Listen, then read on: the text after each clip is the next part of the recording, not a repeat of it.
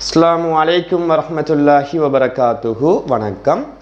Right, நாம் இறுதி வகுப்பில் முக்கோணிகளும் நாட்பக்கல்களும் என்ற பாடத்தில் முக்கோணி ஒன்றினுடைய அகக்கோணத்தின் கூட்டுத்தொகை அது சம்பந்தமான பயிற்சிகள், நாட்பக்கல் ஒன்றின் அகக்கோணத்தின் கூட்டுத்தொகை அது சம்பந்தமான பயிற்சிகள், வேக்சீட்டிற்குரிய விளக்கம் தரப்பட்டது.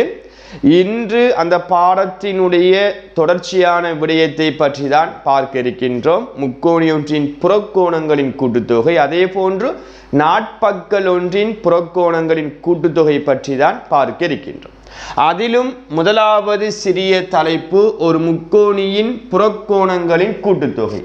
அவன் முக்கோணி என்றால் என்ன என்று இதற்கு முதல் வகுப்புல படிச்சுட்டோம். 3 நேர்கோட்டு துண்டங்களால் உருவாக்கப்பட்ட மூடிய தளவுருதான் முக்கோணி. முக்கோணிக்கு 3 அகக்கோணம் இருப்பது போன்று 3 புறக்கோணங்கள் இருக்கும். தெளிவாக பாருங்கடா. நான் இந்த பிசி என்ற பக்கத்தை இது என்ன சுழி, இடம் சுழியாக நீட்டப்படுறது. நீங்க விரும்பின மாணவர்கள் வலம் சுழியாகவும் நீட்டலாம், பிரச்சனை இல்லை. ஸோ நான் பிசியை இந்த பக்கம் நீட்டினா இந்த இடம் சுழியாக நீங்க என்ன செய்யணும், அந்த ஓர்டர்ல ஒவ்வொரு பக்கத்தை நீட்டும் போது 3 அகக்கோணம் இருப்பது போன்று எத்தனை புறக்கோணம் இருக்கும்? 3 புறக்கோணம். அப்ப இது ஒரு புறக்கோணம், இவர் ஒரு புறக்கோணம், இவர் ஒரு புறக்கோணம் என்று வரும். இதை நான் சி பாகை என்று போட்டுக்கொள்றேன், இதை நான் ஏ பாகை என்று போட்டுக்கொள்றேன், இதை நான் பி பாகை என்று போட்டுக்கொள்றேன். இந்த புறக்கோணத்தை வெட்டி, இந்த புறக்கோணத்தை ஒவ்வொன்றையும் வெட்டி பிள்ளைகள் தெளிவாக பார்க்கணும். இதை நீங்க பொருத்தினீங்கன்னு சொன்னா இப்படி சும்மா நான் ஒரு படம் ஒன்று வரைஞ்சிருக்கேன். 3 கோணங்கள் இப்படி வரும். இது ஏ பாகண்டா, இது பி பாகை, இது சி பாகை. இந்த 3 புறக்கோணத்தையும் வெட்டி பொருத்தக்கோல இப்படியான ஒரு அமைப்புல வரும். அப்ப இந்த ஒரு புள்ளியை சுற்றி உண்டாகிற அந்த ஒழுக்க பாருங்க வட்டமாக இருக்கு. ஒரு புள்ளியை சுற்றி உண்டாகிற அந்த வடிவத்தை பார்க்கும் போது, அந்த ஒழுக்கை பார்க்கும் போது வட்டமாக இருக்கு. அப்ப ஒரு வட்டம் எத்தனை பாகை? 360. அப்ப அதை வைத்து கொண்டுதான் இந்த முக்கோணி ஒன்றினுடைய புறக்கோணத்தினுடைய கூட்டுத்தொகை 360 பாகையாகும். அப்ப இதற்கு முதல் படித்த விஷயம் அகக்கோணம். அப்ப அகக்கோணத்தை வெட்டி பொருத்தினா நேர்கோட்டில் அமையும் என்று படிச்சிருக்கோம். அப்ப ஒரு முக்கோணத்தினுடைய அகக்கோணத்தின் கூட்டுத்தொகை 180 பாகை, புறக்கோணம் என்ற வெளியளவார அந்த 3 கோணத்தையும் கூட்டினா 360 பாகை. கட்டாயம் ஞாபகம் வைத்துக் கொள்ள வேண்டும். அப்ப கீழுக்கு நீங்க நோட் பண்ணிக்கொள்ளுங்க. ஓர் முக்கோணியின், இந்த படத்தெல்லாம் வரைஞ்சு போட்டு நான் சொல்ற விடயத்தை இவரத்தை நோட் பண்ணிக்கொள்ளுங்க. ஓர் முக்கோணியின் புறக்கோணத்தின் கூட்டுத்தொகை, புறக்கோணத்தின் கூட்டுத்தொகை 360 பாகையாகும். 360 பாகையாகும். இப்போது இந்த புறக்கோணம் சம்பந்தமான சில பயிற்சிகளை பற்றி பார்ப்போம். இப்ப முதலாவது உதாரணத்தை பாருங்கடா. இப்படி ஒரு படம் ஒன்று பார்ட் 1 அல்லது பார்ட் 2ல ஒரு கேள்வியாக வரும். ஏயின் பெருமானத்தை கேட்டுக்கொள்றான். அப்ப இந்த 3 கோணத்தையும் பாரு, வெளியால புறக்கோணமாக வருகின்றது. அதை செக் பண்ணி பார்க்கணும். இந்த 3 புறக்கோணத்தையும் கூட்டும் போது ஏசாக 135 சாக 165 சாமன் 360 பாகை. அப்ப ஏசாக இதை கூட்டிக் கொள்ளுங்க. 5 - 10 மிச்சம், 7 - 3 10, 1 மீதி 3 302 வரும். சமன் 360 பாகை. ஏயை கண்டுபிடிக்கணும் என்றா 300 கூட்டுப்படுது, சமனுக்கு மறுபுறம் போனா கழிப்படும். அப்ப 360 300 கழிக்கும் போது ஏயின் பெருமானம் 60 பாகை என்று வரும். மிக இலகுவான ஒரு கேள்வி. இப்ப இந்த 2வது பயிற்சியை உதாரணத்தை பாருங்க. 2 புறக்கோணம் தான் தரப்படுகின்றது. இது அகக்கோணம், அது தெளிவாக விளங்கணும். இந்த 3ஐயும் அவசரப்பட்டு கூட்டி 360 பாகைக்கு வைத்து செய்தால் பிழை. அப்ப இது புறக்கோணம் தரல.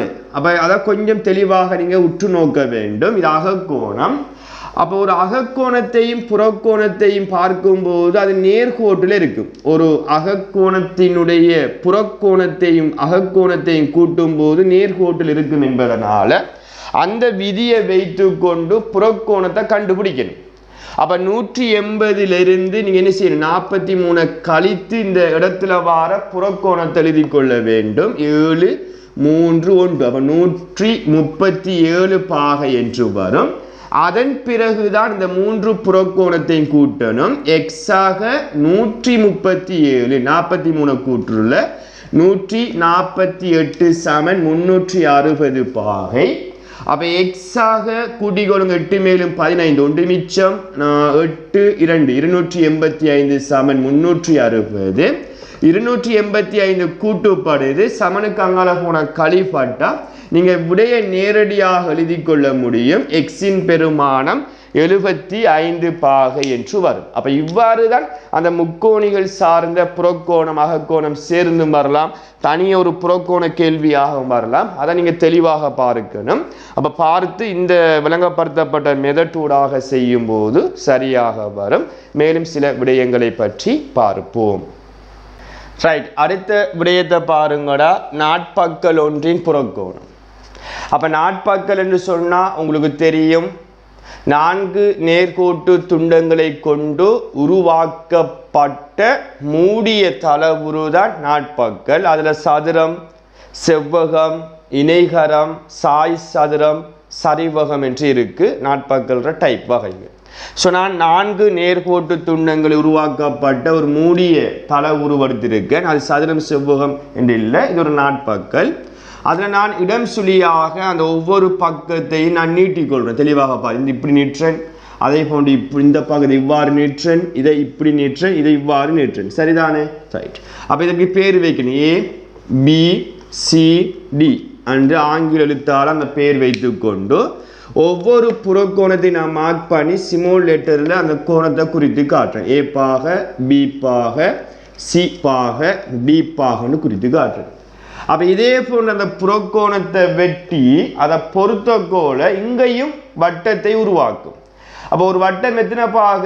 360. அப்போ இதை வைத்து கொண்டுதான் இப்போ நாட்பக்கல் ஒன்றினுடைய புறக்கோணம் 4 அகக்கோணம் இருந்தால் 4 புறக்கோணம் இருக்கும். சரிதானே? அப்போ 4 புறக்கோணத்தையும் கூட்டினா அதுவும் 360 பாகைக்கு சமம். இதிலிருந்து ஒரு ஒற்றுமையை விளங்கணும்.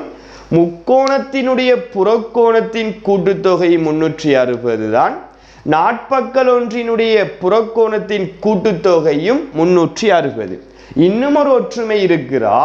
நாட்பக்கல் அகக்கோணத்திர கூட்டுத்தொகையும் 360, புறக்கோணத்திர கூட்டுத்தொகை 360, மாற்றம் இல்லை. ஆனால் முக்கோணத்தினுடைய அகக்கோணத்தின் கூட்டுத்தொகை 180, புறக்கோணத்தின் கூட்டுத்தொகை தான் 360. தெளிவாக விளங்கிக் கொள்ள வேண்டும். இது நாட்பக்கல் புறக்கோணத்தின் கூட்டுத்தொகை. இந்த படத்தில் நான் வரைஞ்சு போட்டு கீழுக்கு நோட் பண்ணிக்கொள்ளுங்க.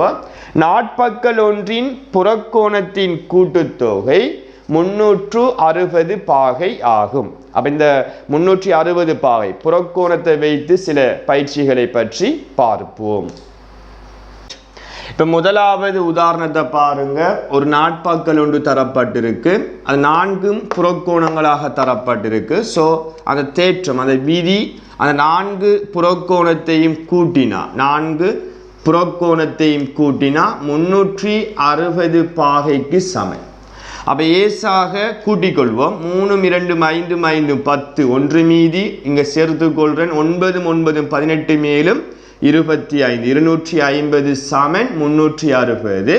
அப்போ 250 கூட்டுப்படுது, கழிப்படும். சமனுக்கு அங்கால போனால் ஸோ நீங்கள் இந்த வரி எழுதி கொள்ளாமல் நேரடியாகவும் அந்த விடை 110 பாகை என்று போட்டுக்கொள்ள முடியும். நான் அதை செய்து காட்டுறேன். அப்போ கட்டாயம் இந்த செய்முறை இதை நீங்கள் நோட் பண்ணாமல், இந்த படிமுறையை நோட் பண்ணாமல் நேரடியாக ஏயின் பெருமானம் 110 எழுதலாம். அல்லது ஃபுல்லாக நீங்கள் இந்த செய்முறையும் சேர்த்து எழுதி கொள்ளக்கூடியதாக இருக்கும். அதே போன்று இரண்டாவது உதாரணத்தை பாருங்கடா. எல்லா புறக்கோணங்களும் 300 A சார்பாக இருக்கின்றது.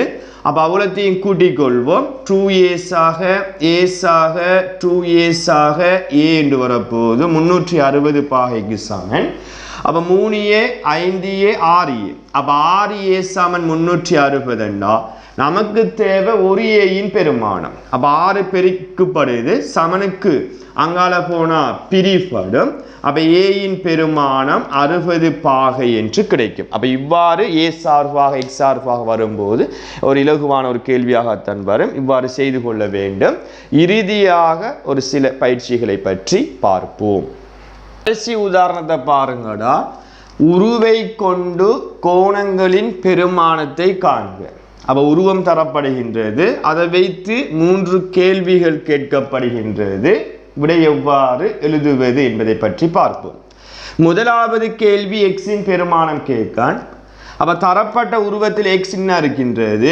அப்போ எக்ஸோட ஒரு இது புறக்கோணம், அப்போ இது அகக்கோணம், ஒரு நேர்கோட்டில் வாரத்தால் நான் இதற்கு முதல் விளங்கப்படுத்தப்பட்ட உதாரணத்தில் சொல்லியிருக்கேன். ஒரு நேர்கோட்டில் ஒரு புறக்கோணமும் அகக்கோணமும் வரும்போது அந்த புறக்கோணத்தையும் அகக்கோணத்தையும் கூட்டி வாரது 180 பாகைக்கு சமன். அப்போ 110 கூட்டுப்படுது சமனுக்கு அங்கால போனால் கழிப்படும். அப்போ எக்ஸின் பெருமானம் 70 பாகை என்று கிடைக்கும். முதலாவது கேள்விக்கு விடையாக. ரெண்டாவது கேள்வி ஏயின் பெருமானத்தை கேட்டால் இப்போ இதை நேர்கூட வச்சு செய்ய முடியாது. காரணம் பியின் பெருமானம் நமக்கு தெரியாது. அப்போ இதே மெத்தடில் ஏயின் பெருமானம் காண முடியாது. ஃபர்ஸ்ட்டுக்கு நீங்கள் என்ன செய்யணும், 4 புறக்கோணத்தையும் பாருங்கள். எக்ஸின் பெருமானம் தெரியும், 3 புறக்கோணத்தின் பெருமானம் தெரியும், 4வது புறக்கோணத்தின் பெருமானம் தெரியாது. இலகுவாக கண்டுபிடிக்கலாம். அப்போ எக்ஸின் பெருமானம் எத்தனை 70 பாகை, இது 140 பாகை, அங்கே ஏ பாகை 85. இப்படி 4 புறக்கோணத்தையும் தான் கூட்டுற, உள்ளுக்கு வர அகக்கோணத்தை எல்லாம் கூட்டுருல. 4 புறக்கோணத்தையும் கூட்டும் போது 360 பாகைக்கு சமன். கூட்டிக் கொள்ளுங்க 210. 210 85 மதின 295 சாக ஏ சமன் 360 பாகை. அப்போ ஏயை கண்டுபிடிக்கணுமெண்டா 295 கூட்டுப்படுது அங்கால போன கழிப்படும். கழிப்பட்டால் ஏயின் பெருமானம் 65 பாகை என்று வரும். அதன் பிறகு பியின் பெருமானம் கேட்டால் தான் ஏற்கனவே ஃபெஸ்டிகலில் செஞ்ச மாதிரி செய்து கொள்ளணும். இது ஒரு நேர்கோடு. அப்போ 2 கோணம் வருகின்றது. அப்போ பியையும் ஏயையும் கூட்டும் போது 180 பாகை என்று சொன்னால் ஏயின் பெருமானம் 2ஆம் கேள்வியில் கண்டு வைத்திருக்கின்றோம். 65 சமன் 180. 65 கூட்டுப்படுது சமனுக்கு அங்கால போன கழிப்பட்டால் ஏயின் பியின் பெருமானம் 115 பாகை என்று கிடைக்கும். அப்போ இவ்வாறு தான் சில இப்படியான பயிற்சிகள் பாற்றூல ஒரு ஃபுல் கேள்விகளாக வரும் பிள்ளைகள். அப்போ இவ்வளவும் தான் முக்கோணிகளும் நாட்பக்கல்களும் என்ற பாடத்தில் இருக்கக்கூடிய மிகுதி பகுதிகளுக்கான விளக்கமாக இருக்கின்றது. இத்துடன் முக்கோணிகளும் நாட்பக்கல்களும் என்ற அலகு முழுமையாக முடிவடைந்துள்ளது. அப்போ இது சம்பந்தமான வேக் சீட் குழுமத்தினூடாக வழங்கப்படும். அந்த வேக் சீட்டையும் அடுத்த வகுப்பு எப்போது இருக்கின்றதோ அதற்கு இடையில் செய்து அனுப்பி கொள்ளுமாறு கேட்டுக்கொண்டு மற்றொரு காணொளியில் புதிய தலைப்பினூடாக உங்களை சந்திக்கும் வரை விடைபெற்று செல்கின்றேன். நன்றி, வணக்கம்.